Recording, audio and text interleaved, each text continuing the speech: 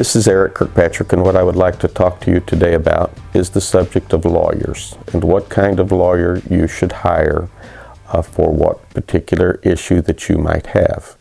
There are criminal lawyers, there are divorce lawyers, there are corporate lawyers, there are tax lawyers, there are personal injury lawyers, workers' compensation lawyers, and then general practice lawyers. That's just to name a few. What I want to talk to you about is that when you have a legal issue, you should talk to somebody who is experienced in that area of law that you need. For example, if you are in a situation where you have some criminal charges against you, go hire the very best criminal lawyer that you can afford. I would suggest that you not hire somebody who does divorces and knows nothing about criminal law. At the same time, if you are in a situation where you're getting a divorce, I think your best bet would be to focus on somebody who you know focuses on family law. Do some research on the lawyer that you're going to hire.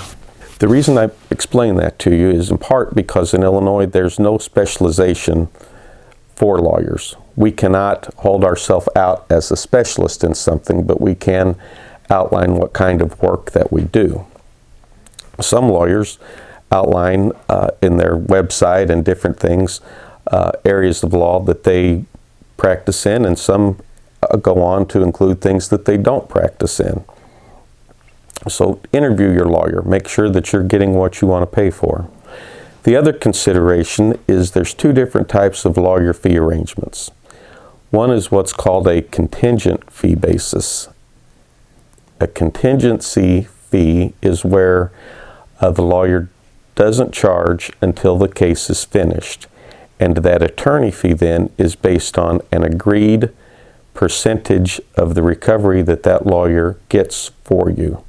In other words, that lawyer is putting in his time, his energy, his effort with the idea that he's going to recover for you in the end. Now, what's the effect of that? Well, sometimes clients have pointed out that that keeps us honest, because the more money we get for you means a larger amount of money for us. You'll find that lawyers that do personal injury or workers' compensation are the ones that do contingency fee arrangements. It's generally not seen in anything else. The other type of fee for lawyers that you'll most often see in divorce cases, family law, criminal law, tax law, is an hourly fee. And sometimes what the lawyer will do in that situation is charge you an upfront retainer. Maybe it's $2,000, maybe it's $10,000, maybe it's $20,000, depending on the nature of the problem that you have.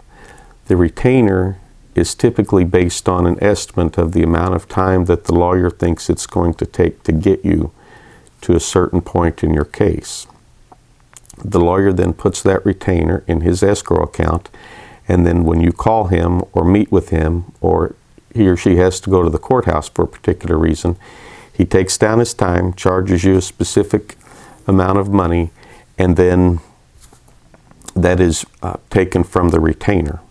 At some point along the way, if that retainer runs out, then the lawyer will be asking you for more money, or you'll set up an arrangement to just get billed periodically. Again, you don't generally see that in a personal injury type case or workers' compensation case or any type of case where the recovery comes at the end. The other thing to talk about with a lawyer is the amount of costs involved. When it's a contingency fee arrangement, like a personal injury case like I handle, or workers' compensation case, the lawyer will pay those costs up front, and then at the end of the case he'll get those costs back. Typically, the lawyer will not recoup those costs if you go down the road, have a jury trial, and the case is lost. It is a risk-free situation for you in a contingency fee basis.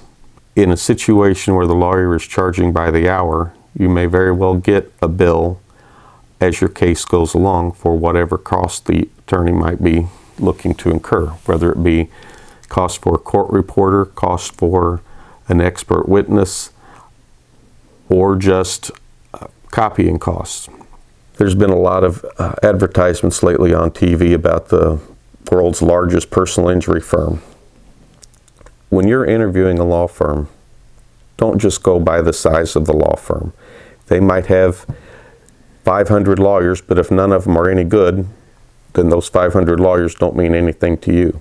What you want to do is interview your lawyer, talk to him or her, find out who is the best fit for you. You want somebody that knows what they're doing in that particular field, and you want somebody that you're comfortable with. If you're not comfortable with the lawyer, don't hire them.